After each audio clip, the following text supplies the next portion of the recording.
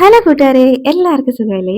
അപ്പോൾ നാളെ മിക്സർ ജാറിലോട്ട് വലിയ 2 തക്കാളിയും പിന്നെ നമ്മുടെ വെളുത്തുള്ളി അല്ലി ഉണ്ടല്ലോ, അതും കൂടെ ചേർത്ത് അരച്ച് നല്ല അടിപൊളി ഒരു ഐറ്റം ഉണ്ടാക്കിയെടുക്കാം. അപ്പോൾ എങ്ങനെ ഉണ്ടാക്കുന്നത് കാണാം. അതിന് മുന്നേ ചാനൽ സബ്സ്ക്രൈബ് ചെയ്യാതെ ആരെങ്കിലും കാണുന്നുണ്ടെങ്കിൽ ഒന്ന് സബ്സ്ക്രൈബ് ചെയ്തേക്കണേ.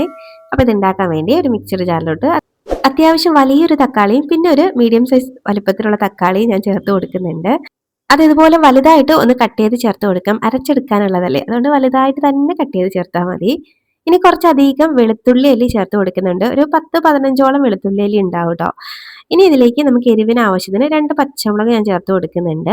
ഇനി കുറച്ചധികം മല്ലിയിലയും കൂടെ ഇട്ട് കൊടുക്കുന്നുണ്ട്. മല്ലിയിലേൻ്റെ ഫ്ലേവർ ഇഷ്ടമാണെങ്കിൽ ചേർത്താൽ മതി ട്ടോ. ഇനി ഇതിലേക്ക് നമുക്ക് പൊടികൾ ചേർക്കാം. 1 ടീസ്പൂണൊക്കെ മല്ലിപ്പൊടി ചേർത്ത് കൊടുക്കുന്നുണ്ട്. അതുപോലെ 1 ടീസ്പൂൺ മുളക് പൊടി. ഇനി 1 ടീസ്പൂൺ പെരിഞ്ജീരകം ഉണ്ടല്ലോ, അതാണ് ചേർത്ത് കൊടുക്കുന്നത്. ഇനി നമുക്ക് നല്ല പേസ്റ്റ് കണക്കിന് വെള്ളം ഒന്നും ചേർക്കാതെ ഇതൊന്ന് അരച്ചെടുത്ത് കൊണ്ടുവരാം. ഇപ്പോൾ ദാണ്ടെ നന്നായിട്ട് ഞാനൊന്ന് അരച്ചെടുത്തിട്ടുണ്ട് കണ്ടോ. ഇനി ഇതങ്ങോട്ട് മാറ്റി വെക്കാം. ഇനി നമുക്ക് ഉരുളക്കിഴങ്ങാണ് കേട്ടോ വേണ്ടത്. ഞാനിവിടെ ഒരു 3 ഉരുളക്കിഴങ്ങ് എടുത്തിട്ടുണ്ട്. മീഡിയം സൈസ് വലിപ്പത്തിനുള്ളതാണ്. ഇതുപോലെ ഒന്ന് കട്ട് ചെയ്തെടുത്തിട്ടുണ്ടേ. ഇതുപോലെയാണ് കട്ട് ചെയ്തെടുത്തേക്കുന്നത്. അപ്പോൾ നമുക്ക് ഇതൊന്ന് വേവിച്ചെടുക്കണം. അപ്പോൾ ഞാൻ വളരെ എളുപ്പത്തിന് വേവിക്കാൻ വേണ്ടി കുക്കറിലാണ് വേവിച്ചെടുക്കുന്നത് കേട്ടോ. അപ്പം കുക്കറിലോട്ട് നമുക്കിതങ്ങോട്ട് ഇട്ട് കൊടുക്കാം. അപ്പോൾ ആദ്യം ഇതൊന്ന് വേവിക്കാൻ വെച്ചിട്ട് ഇതുപോലെ അരപ്പ് തയ്യാറാക്കിയാലും മതി ട്ടോ. ഇനി നമുക്ക് ആവശ്യത്തിന് വേവാനും പാകത്തിന് കുറച്ച് വെള്ളവും പിന്നെ ഒരു 1/4 ടീസ്പൂൺ മഞ്ഞൾപ്പൊടിയും ആവശ്യത്തിനുള്ള ഉപ്പും കൂടെ ഇട്ട് കൊടുക്കാം. ഇനി ഒന്നങ്ങ് മിക്സ് ആക്കി കൊടുക്കുന്നുണ്ടേ.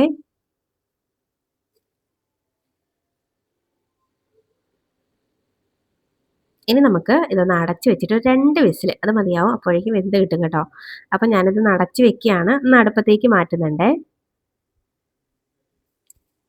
അപ്പോൾ അതൊരു 2 വിസിൽ കേട്ട് കഴിഞ്ഞിട്ട് സ്റ്റീം പോകുന്ന ആ ഒരു സമയമുണ്ടല്ലോ, ആ ഒരു സമയത്തിന് ഒരു പാനിലോട്ട് കുറച്ച് വെളിച്ചെണ്ണ അങ്ങോട്ട് ചേർത്ത് കൊടുത്തിട്ട് നമുക്കിതിലേക്ക് ചെറിയ ജീരകം ഉണ്ടല്ലോ, അത് ഇട്ട് കൊടുക്കാം. 1 ടീസ്പൂണൊക്കെ ചെറിയ ജീരകം ചേർത്ത് കൊടുക്കുന്നുണ്ട്. ഇനി നമ്മൾ അരച്ച് വെച്ചേക്കുന്ന അരപ്പുണ്ടല്ലോ, അത് ഇതിലേക്ക് ഇട്ട് കൊടുക്കാം.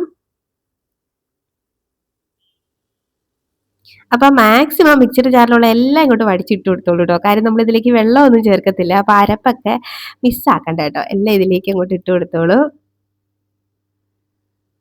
എന്നിട്ട് നന്നായിട്ട് ഒന്നങ്ങ് മിക്സാക്കി എടുക്കാം. ആ തക്കാളീൻ്റെയൊക്കെ പച്ചമണമൊക്കെ നന്നായിട്ടൊന്ന് മാറാനുണ്ട്.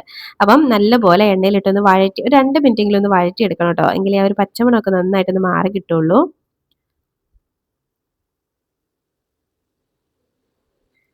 നല്ലപോലെ ഒന്ന് തിളപ്പിച്ചെടുക്കണം ആ ഒരു അരപ്പ്.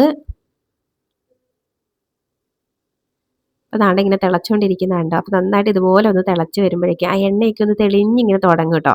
കണ്ടോ എണ്ണയൊക്കെ തെളിഞ്ഞ് വരുന്നുണ്ടോ. ഈ ഒരു സ്റ്റേജിലാകുമ്പോഴേക്കും ഈ ഒരു മസാലയ്ക്ക് വേണ്ടി മാത്രമുള്ള ഉപ്പ് ചേർത്ത് കൊടുത്താൽ മതി. കാര്യം നമ്മൾ ഉരുളക്കിഴങ്ങിനകത്ത് ഉപ്പ് ചേർത്താണ് വേവിച്ചത്. അപ്പോൾ ഇതിന് വേണ്ടി മാത്രമുള്ള ഉപ്പ് ചേർത്തിട്ട് ഒന്നും കൂടെ അങ്ങ് മിക്സാക്കി കൊടുക്കാം.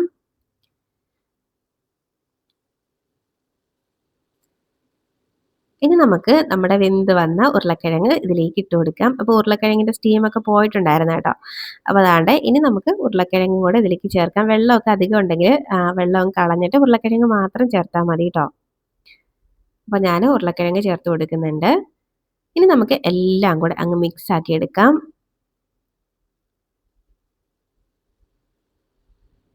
സത്യം പറഞ്ഞാൽ ചോറിൻ്റെ കൂടെ വേറെ കറികളൊന്നും ഇല്ലെങ്കിലും ഈ ഒരു സംഭവം വെച്ചിട്ട് നമുക്ക് ചോറ് കഴിക്കാം. ഒഴിച്ചുകറി ഒന്നും വേണമെന്നില്ല കേട്ടോ. ഈ ഒരു ഒറ്റ ഐറ്റം മതി. നല്ല ടേസ്റ്റിയാണ് കഴിക്കാൻ വേണ്ടിയിട്ട്. അപ്പോൾ ദാണ്ടെ ഇതുപോലെ ഒന്നങ്ങ് മിക്സ് ആക്കി എടുക്കുന്നുണ്ട് ഞാൻ.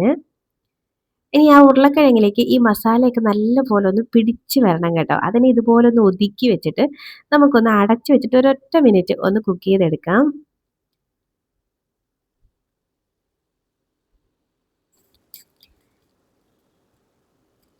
ഇപ്പൊ ഒരു 3-4 മിനിറ്റ് കഴിഞ്ഞിട്ടുണ്ടാവും. ഞാനൊന്ന് വെളിയിലോട്ട് പോയതാണ് കേട്ടോ ഇത് വെച്ചിട്ട്. അപ്പോഴേക്കും ദാണ്ടെ മസാലയൊക്കെ നന്നായിട്ട് കോട്ടായിട്ട് വന്നിട്ടുണ്ട്. ചെറുതായിട്ട് അടുക്കി പിടിക്കാൻ പോയി, പക്ഷെ പിടിച്ചിട്ടില്ല. അങ്ങനെ നമ്മുടെ ടേസ്റ്റി ആയിട്ടുള്ള നല്ലൊരു മസാല പൊട്ടറ്റോ ഇവിടെ റെഡി ആയിട്ട് വന്നിട്ടുണ്ട് കേട്ടോ.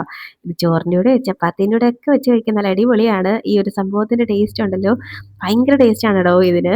നമുക്ക് ഈ ഇത് മാത്രം വെച്ചിട്ട് ചോറ് കഴിക്കാം കേട്ടോ. വേറെ കറികളൊന്നും വേണമെന്നില്ല. അപ്പം നിങ്ങൾ എന്തായാലും ഉണ്ടാക്കി നോക്കിയിട്ടില്ലെങ്കിൽ ഒന്ന് ട്രൈ ആക്കി നോക്കണേ. എന്നിട്ട് ഇഷ്ടമായോ എന്ന് കമൻറ്റിൽ പറയണേ. എന്നിട്ട് അതുപോലെ വീഡിയോ ഇഷ്ടമാവണമെങ്കിൽ ലൈക്ക് ചെയ്യാനും മറക്കരുത് കേട്ടോ. അപ്പോൾ ദാണ്ടെ സംഭവം ഇവിടെ റെഡി ആയിട്ടുണ്ട്. കാണുമ്പോഴേ കഴിക്കാൻ തോന്നുന്നില്ലേ. അപ്പം ഇനി ഒരു റെസിപ്പിയുമായിട്ട് നമുക്ക് വീണ്ടും കാണാടോ. അതുവരേക്കും ബൈ. Thanks for watching.